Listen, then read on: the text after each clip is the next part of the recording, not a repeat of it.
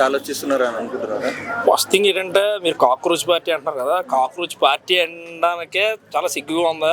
ఎందుకంటే కాక్రోచ్ అంటే బొద్దింక, ఆ బొద్దింక అని చెప్పేసి ఆ విధంగా పెట్టేవి. అంటే కాంగ్రెస్ ఈ జనతా పార్టీ అంటే భారతీయ జనతా పార్టీ రెండు ఒకటే, మనం సపరేట్గా రావాలని చెప్పి ఇది ఒక కమ్యూనిస్టు భావజాలం మీద కేంద్ర ప్రభుత్వాన్ని ఎంతసేపు కూడా విమర్శిందామని నా కాన్సెప్ట్లో తయారైన ఇది ఒక బొద్దింక పార్టీ. అర్థమైందా? లీక్ అవ్వడం, నీటి పేపర్ లీక్ అవ్వడం అనేసరికి ఏంటంటే ఎక్కడైనా ప్రభుత్వంలో ఎక్కడో చిన్నదో పెద్దదో తేడాపాట్లు జరుగుతాయి.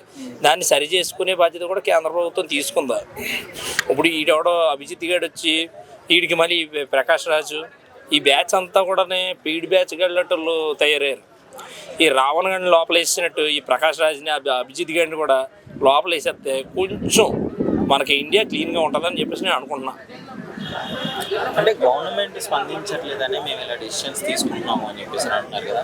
కొన్ని గవర్నమెంట్ ఏం చేసింది చెప్పండి, దాని గురించి రెస్పాన్సిబుల్ తీసుకుంటుంది అన్నారు కదా, సరిదిద్దుకుంటుంది అన్నారు కదా. ఏం చేశారు? నీట్ పేపర్ లీక్ అయిన దగ్గర నుంచి ఇప్పటి వరకు ఎంతో మంది స్టూడెంట్స్ అన్యాయం అయిపోయారు. వాళ్ళకి ఏం చేసింది చెప్పండి? గవర్నమెంట్ ఆల్రెడీ ఒక హామీ అయితే ఇచ్చింది. ఏమిచ్చింది? దీని మీద తగు చర్యలు తీసుకుంటాము, యాక్షన్ ఇస్తుందండి. చర్యలు తీసుకున్నారు. స్టూడెంట్స్ లైఫ్ సూసైడ్ చేసుకున్నారు. అసలు ప్రాణాలు తిరిగి వస్తాయా? అసలు ఒక విషయం, ఎక్కడ అసలు గ్యాప్ లేకుండా ఎంతసేపు జంతర్ మంతర్ దగ్గరికి వెళ్ళి ఈ బ్యాచ్ అందరినీ కూడా వాళ్ళ మగాళ్ళో తెలియదు, ఆడల్లో తెలియదు, లేకపోతే ఇంకా ఎటు కాకుండా వాళ్ళలో తెలియదు, అలాంటి బ్యాచ్ అందరినీ పెట్టి ఒక పెయిడ్ గేమ్ అనేది ఆడిస్తూ ఉన్నారు. ఇప్పుడు ఎంతసేపు ఏంటంటే దీనికి ఇండైరెక్ట్గా బ్యాక్గ్రౌండ్లో కాంగ్రెస్ పార్టీ కూడా ఫుల్ ఫ్లెడ్జ్డ్గా సపోర్ట్ చేస్తూ ఉంది. ఈ సోషల్ మీడియాని బేస్ చేసి ఎక్కువ దీన్ని రెచ్చగొట్టే విధంగా చేసేది ఎవరంటే ఈ కాంగ్రెస్ పార్టీ నాయకులు, ఈ టీవీకే వ్యక్తులు, ఈ ప్రకాష్ రాజుకి సంబంధించినది ఒక కమ్యూనిస్టు పెయిడ్ బ్యాచ్. వీళ్ళలో దీన్ని కొంచెం హైలైట్ చేస్తూ ఉన్నారు. అసలు యాక్చువల్లీ అక్కడ అసలు అంత మ్యాటర్ లేదు. ఆల్రెడీ గవర్నమెంట్ ఒక మాట ఇచ్చింది, దీని మీద పూర్తిగా కూడా మేము స్పందించి దాని మీద యాక్షన్ తీసుకుంటాము, మళ్ళీ దాన్ని మేము తిరిగి ప్రారంభిస్తామని కూడా చెప్పడం జరిగింది. చెప్పిన తర్వాత కూడా ఈ అభిజిత్ గారికి ఆల్రెడీ ఇప్పుడు స్టార్టింగ్లో కాక్రోచ్ పార్టీకి ఉన్న ఒక వేవ్ ఈరోజు ఎందుకు లేదు తెలిసిపోతుంది. 100% తెలుస్తుంది. సోషల్ మీడియాలో ఈరోజు ఏదైనా మనం పెట్టామంటే 100 షేర్లు 1000 కామెంట్లు ఇవన్నీ కూడా ఆటోమేటిక్గా జరుగుతూనే ఉన్నాయి. దాన్ని చూసి ఈ కాక్రోచ్ పార్టీ స్టూడెంట్స్ కోసం పుట్టిందో, లేకపోతే ప్రజల కోసం పుట్టిందో, లేకపోతే పేద ప్రజల కోసం పుట్టిందని చెప్పేసి మనం ఆలోచించాల్సిన అవసరం అయితే లేదు. అంటే సోషల్ మీడియాలో ఎక్కువ అధికార పార్టీ కంటే కాంగ్రెస్ పార్టీకి ఎక్కువ ఫాలోవర్స్ ఉన్నారు అన్న. ఒక విషయం, ఫాలోవర్స్ అనేది అది పెద్ద ఇష్యూ కాదు సోషల్ మీడియాలో. ఈరోజు ఉప్పల గబ్బాలు లాంటి వాళ్ళకి ఇంకా ఎవడన్నా కొంచెం బయటకు వచ్చి బహిరంగంగా ఆడే సిగ్గు మానవత్వం ఇవన్నీ వదిలేసి మాట్లాడిన ప్రతి ఒక్కడికి కూడా ఫాలోవర్స్ వస్తారు. 100% వస్తారు. నిజాలు మాట్లాడేవాడికి ఎవడ కూడా రాడు. అర్థమైందా? భారతీయ జనతా పార్టీ అనేసరికి ఏంటంటే ఎంతసేపు ఇది ఒక కుల పార్టీ, లేదంటే ఇది ఒక మతాన్ని, హిందూ మతాన్ని ప్రోత్సహించే పార్టీ అని చెప్పి, సనాతన ధర్మాన్ని సపోర్ట్ చేసే పార్టీ అని చెప్పేసి ఒక ముద్ర వేస్తున్నారు. సో దానివల్ల ఏంటంటే ఖచ్చితంగా ఫాలోవర్స్ అనేది తగ్గుతూ ఉంటారు. ఎందుకంటే ఇందులో మనకి భారతదేశంలో క్రిస్టియన్స్ ఉన్నారు, ముస్లిమ్స్ ఉన్నారు, సిక్కులు ఉన్నారు, అలా రకరకాల మతాలు ఉన్నారు. వీళ్ళందరూ కూడా పూర్తి స్థాయిలో భారతీయ జనతా పార్టీని యాక్సెప్ట్ చేయాలి అంటే కొన్ని వాళ్ళకి కొన్ని ప్రాబ్లమ్స్ ఉంటాయి, కొన్ని పాయింట్స్ ఉంటాయి. ఇక్కడ అంటే యాక్సెప్టెన్సీ కాదండి, స్టూడెంట్స్ కి జరిగే అన్యాయానికి గవర్నమెంట్ అసలు ఏ స్టూడెంట్స్ వచ్చారు అందులో అసలు ఎవరో వచ్చిన వాళ్ళు ఎవరో కూడా స్టూడెంట్స్ లేరు. అంటే ఇక్కడ వచ్చిన వాళ్ళు కాదు, నేను ఒక్కటే వచ్చిన వాళ్ళు రానోళ్ళు కాదు. ఇక్కడ పేపర్ లీక్ అయిందని అందరికీ తెలుసు, సూసైడ్ చేసుకున్నారని అందరికీ తెలుసు. ఎవరికి తెలుసు సూసైడ్ చేసుకున్నారని?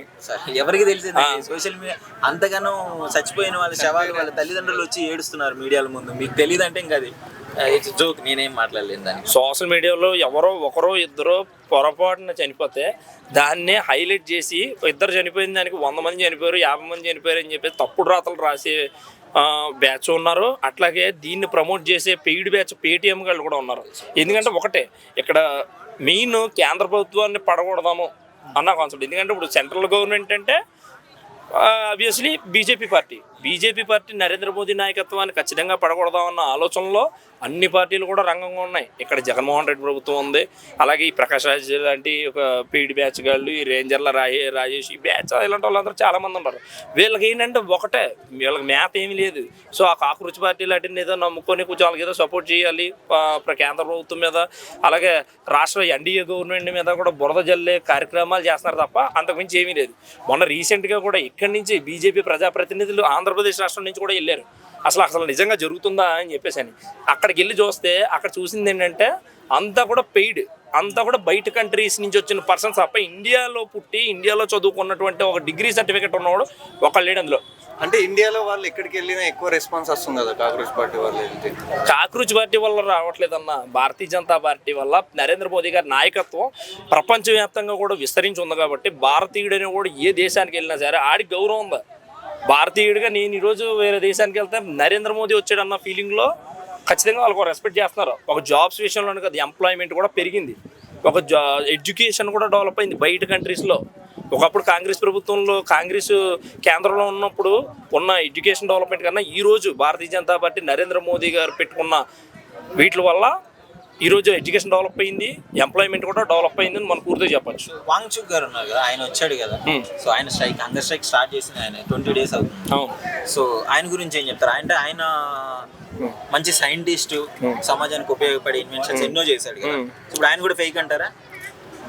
ఫేక్ అని నేను చెప్పను, కానీ వీళ్ళు ఏంటంటే ఫస్ట్ థింగ్ ఏంటంటే ఇక్కడ ఎడ్యుకేషన్ దగ్గర నుంచి అంటే వీళ్ళకి మాకు ఉద్యోగాలు లేవని విధంగా, లేదంటే ఎడ్యుకేషన్ సిస్టమ్ బాగాలేదనే విధంగా, లేదా నీట్ పేపర్ లీక్ అయిందనే విధంగా, ఇక్కడ ప్రాపర్గా ఎక్కడో చైన్ పట్టుకుంటే మొత్తం డొంక అంతా కదిలినట్టు మెయిన్ వచ్చేసి నరేంద్ర మోదీని టార్గెట్ చేస్తారు వీళ్ళందరూ కూడా. ఓకేనా?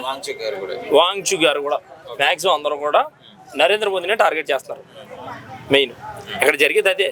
సో దీన్ని ఏం చేస్తున్నారంటే ఓకే ఎవరో సైంటిస్ట్ వచ్చాడు, లేకపోతే ఈ ఆర్టిస్ట్ దీనికోసం ప్రశ్నించాడు, దీని గురించి స్పందించాడు అని చెప్పేసి దీన్ని కొంచెం ఈ పెయిడ్ బ్యాచ్లు అంటే వాళ్ళు హైలైట్ చేస్తున్నారు అంతే తప్ప ఇందులో అసలు విషయం ఏమీ లేదు. అయితే ఒకటి జరిగేది ఒకటే, బయట ప్రజల వరకు వచ్చేది ఒకటే. ఇదైతే మొత్తం పూర్తిగా రాంగ్ ఆన్సరింగ్ అనేది ప్రజల్లోకి వెళ్తుంది. ఇక్కడ మెయిన్ ఏంటంటే ప్రతి ఒక్కడికి పొద్దున్న లెక్సిన దగ్గర నుంచి ప్రతి ఒక్కడికి ఫోనే చేతిలో ఉంటుంది. ఇన్స్టాగ్రాము, యూట్యూబే చూస్తూ ఉన్నారు. ప్రపంచం అంతా కూడా వాటిలోనే బతుకుతుంది. టైం తినే భోజనం చేసేటప్పుడు కూడా ఫోన్లు పట్టుకునే తిరుగుతూ ఉన్నారు. సో మొత్తానికి ఏమంటారు ఈ ఇన్సిడెంట్ మీద? ఖచ్చితంగా ఇదంతా కూడా భారతీయ జనతా పార్టీ ప్రధాని నరేంద్ర మోదీ గారి మీద బురద చెల్లే ప్రయత్నం తప్ప ఇందులో వీళ్ళ గొప్పగా సాధించి బొద్దింకల్లో కొత్తగా సాధించేది అయితే ఏమీ లేదు.